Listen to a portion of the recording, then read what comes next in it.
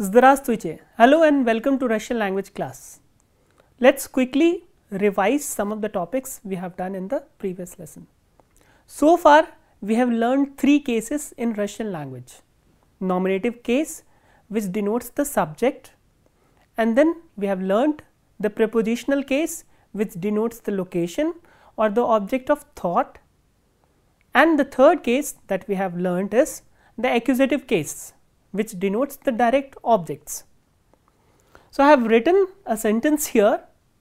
Вчера мы встретили всех новых студентов в аудитории. Вчера мы встретили. Yesterday we met всех, all the new students in the hall. So, here as you can see there are three parts broadly. I mean the verb has three parts. The first is кто. So, the first part, which is мы, this answers the question кто, who has done this action. So, who is the performer of this action. So, мы is we. So, here мы answers the question кто. Кто, when we answer the question кто, it has to be used, the noun has to be used in the nominative case. So, here the subject is мы. So, it answers the question кто. The next is встретили кого. Кого is whom. When we answer кого, we use the direct object. And what is the direct object in this sentence? Всех новых студентов.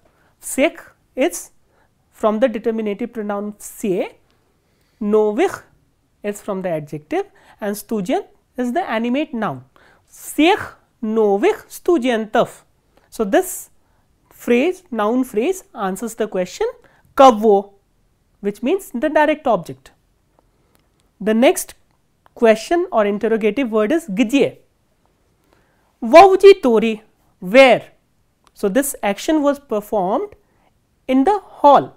So, three parts of the same sentence there. The first one answers who performed the action, the second one answers on what the action was performed, and the third question answers where the action was performed. So, this is about the three cases that we have learned so far. The first one was nominative case, where we answer the question кто. The second one was the locative or prepositional case, which answers the question где, and the third one was the accusative case of nouns, which answers the question кого. So, let us move on to the topics that we are going to learn today.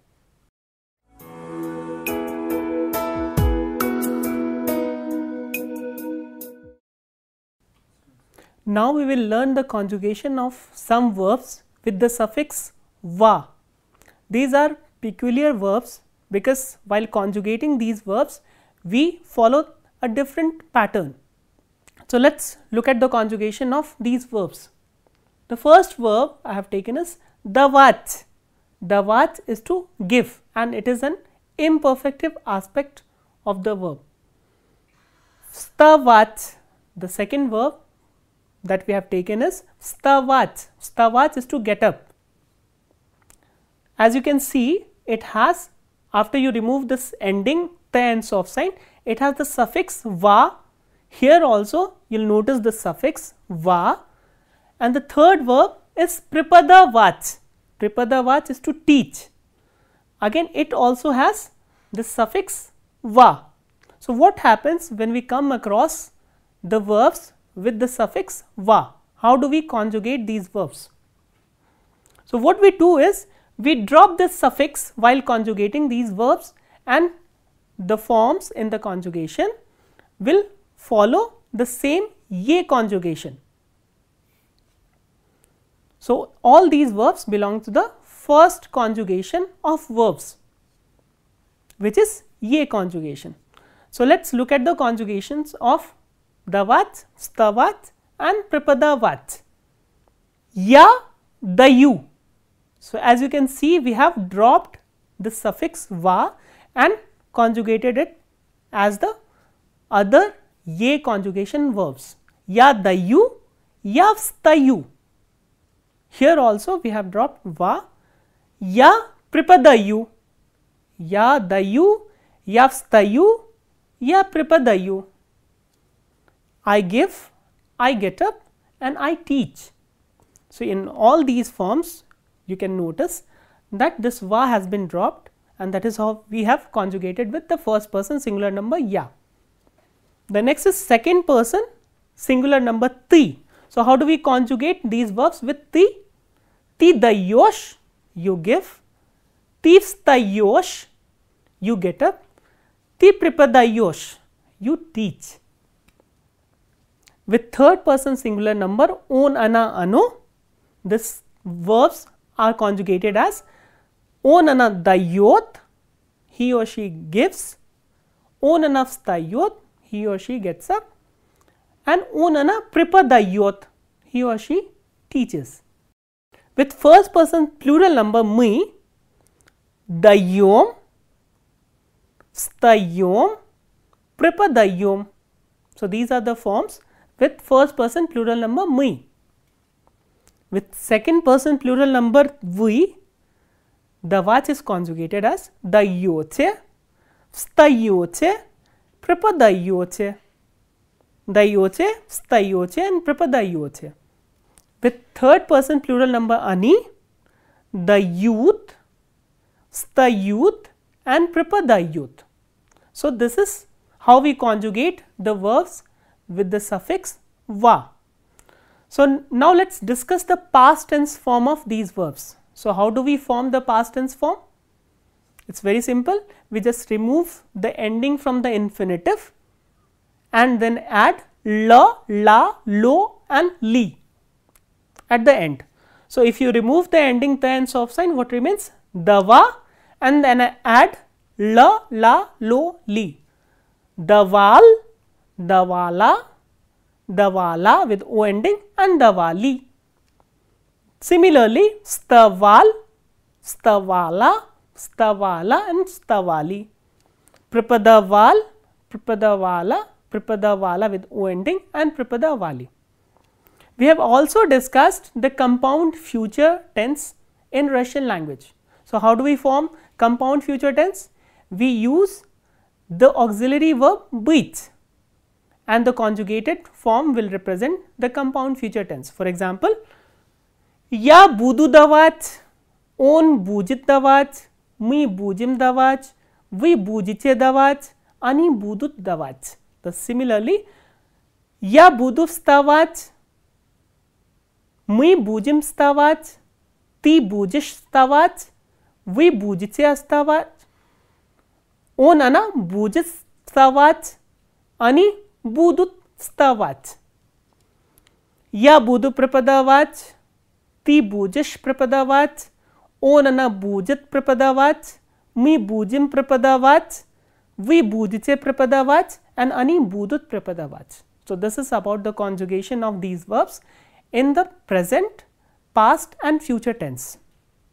So, we will now look at some of the examples where these verbs have been used.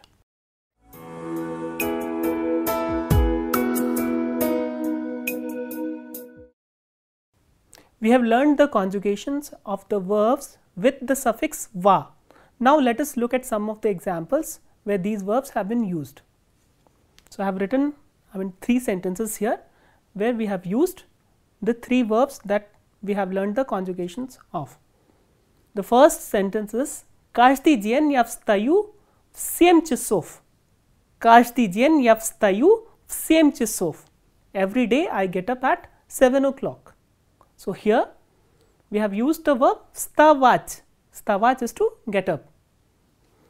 And as you can see here, we have mentioned the time of action. So, how do we ask the question about the time of action that we have learnt in the previous lesson? Во сколько? So, во сколько вы встаете каждый день? At what time do you get up every day? The next sentence we have is мой друг преподает русский язык в университете. Мой друг преподает русский язык в университете. My friend teaches Russian language at the university. So here we are using что, преподавать что, to teach what, and when we answer что, we use the noun in the accusative case. Где ваш друг преподает русский язык? So if you have to answer the question or interrogative word где, we will use the noun in the prepositional case. В университете. The next sentence we have is каждый день на уроке преподаватель дает домашнее задание. Каждый день на уроке преподаватель дает домашнее задание. So every day in the class the teacher gives homework.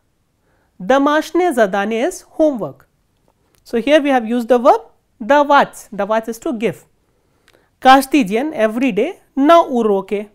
На уроке again here is in the prepositional case because of the preposition, and here it answers the question где. Преподаватель. Преподаватель is in the nominative case, it is the subject in the sentence and it answers the question кто. Дает. This is the action, the verb давать. Что. So here домашнее задание, it answers the question что. So again we have all the three cases here. Каждый день на уроке преподаватель дает домашнее задание. Okay. Apart from the conjugations, we have also discussed about the imperative mood of the verbs. So how do we form the imperative mood from the verbs? So if you have to form the imperative mood from the verbs with the suffix va, how will you do it? So from вставать, the imperative mood that will be derived will be вставай, вставайте. Давай, давайте from the verb давать, and преподавай, преподавайте from преподавать.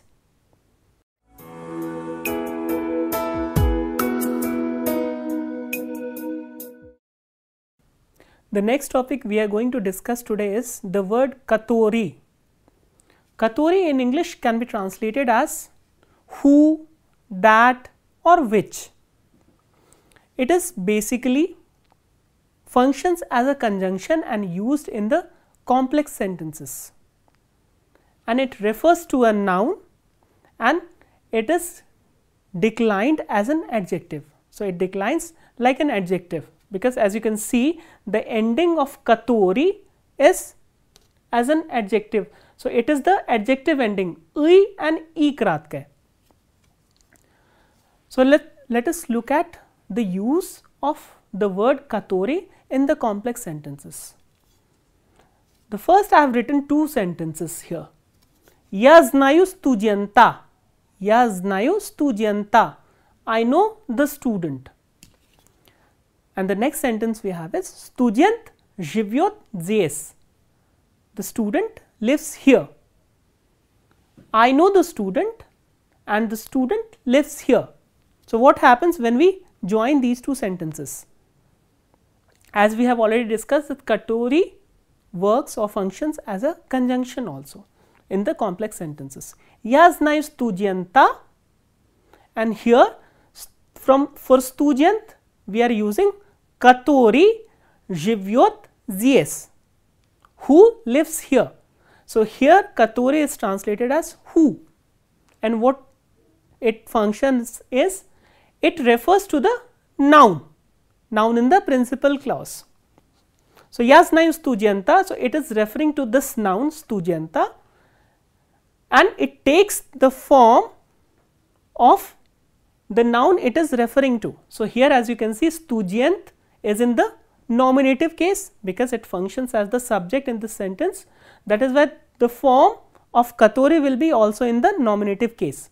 Я знаю студента, который живет здесь. The next sentences. Моя подруга пригласила меня. Моя подруга пригласила меня. My friend приглашать and пригласить. Приглашать to invite, which is imperfective aspect, and пригласить is the perfective aspect. to invite.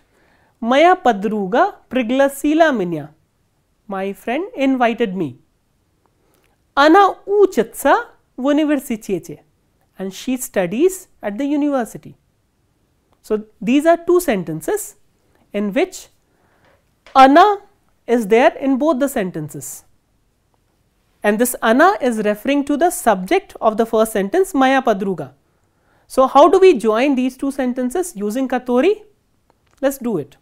Maya padruga которая учится в университете пригласила меня. So my friend who is studying at the university invited me. So here, as you can see, this katori, the clause with katori, is within the principal clause itself. So the clause with katori can be located or can be situated in the principal clause itself. Maya padruga которая учится в университете пригласила меня. My friend who is studying at the university invited me. So here we are using которая. Why? Because as you can see here, this которая is referring to ana, which is again in the nominative case, and the gender is feminine gender. So nominative case and feminine gender form of которая is которая. Similarly, the neuter gender form would be которое and the plural will be которие. So these are the forms of katori in the nominative case. Katori for the masculine nouns, которая for the feminine nouns, которое for the neuter gender nouns, and которие for the plural nouns. So we will have a look at the neuter and plural gender, plural number in the next part.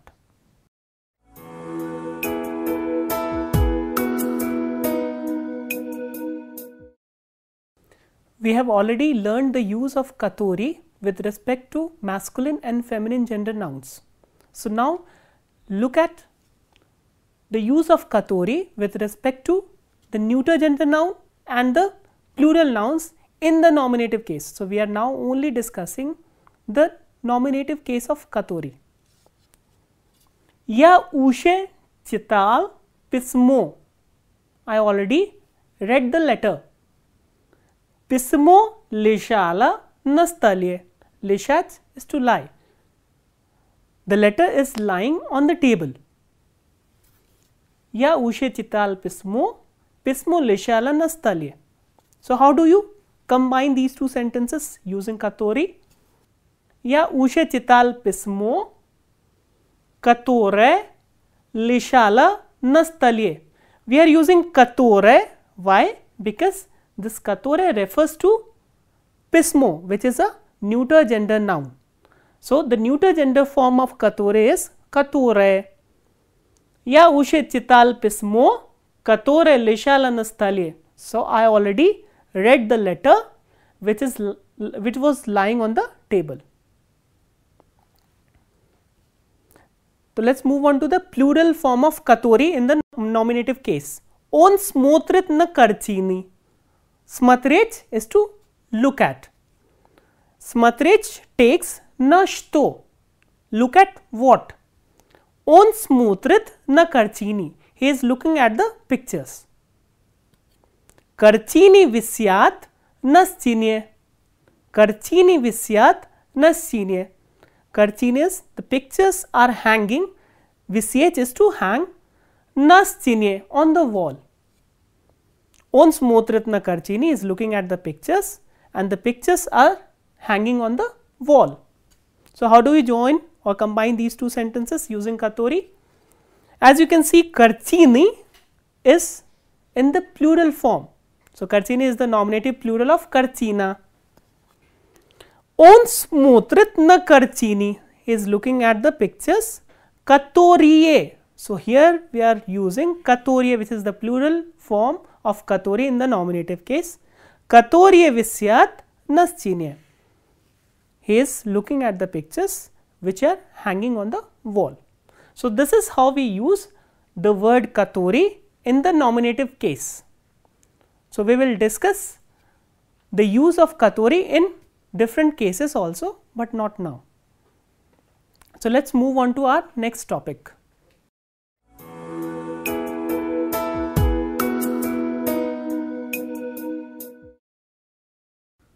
The topic that we are going to discuss now is the short forms of adjectives.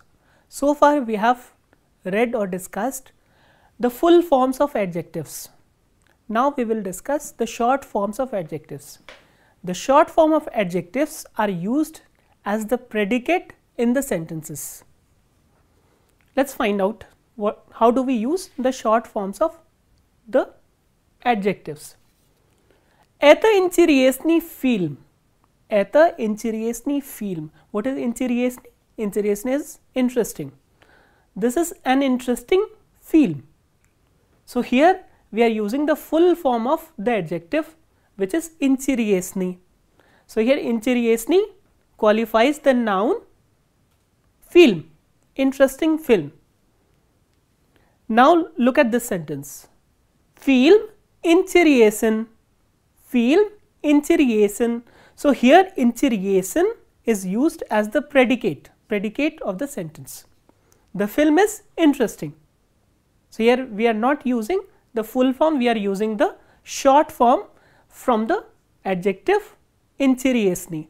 Film интересен. Это интересная книга. This is an interesting book. Это интересная книга. Книга интересна. Книга интересна. The book is interesting. Again, here интересна has been used as a predicate.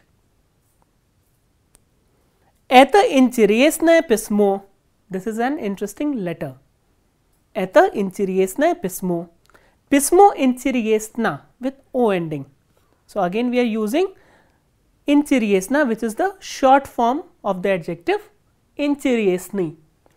So as you can notice that интересен has been used if the noun is the masculine, and интересна has been used if the noun is feminine like книга, and интересна with O ending has been used with the nouns of neuter gender. So the short forms of the adjectives, they agree with the noun in gender and number. Number we have not yet seen, we will do it later on. So film интересен, книга интересна and письмо интересно. So short form of adjectives are used as the predicate. So now the question arises, how do we derive the short forms from the full forms? So that we will discuss now.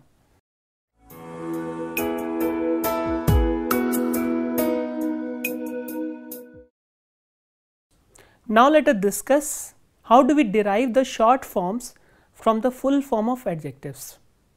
So how do we form the short forms from the full forms of adjectives? For example, let us take an adjective novi, which is new. So how do we form the short forms from novi? So the process is very simple.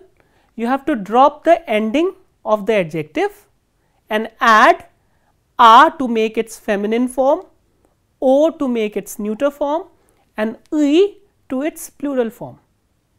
And let me mention it that masculine forms do not have any ending. So the moment you dropped I and I kratke, which is the ending, adjective ending, you get the masculine form.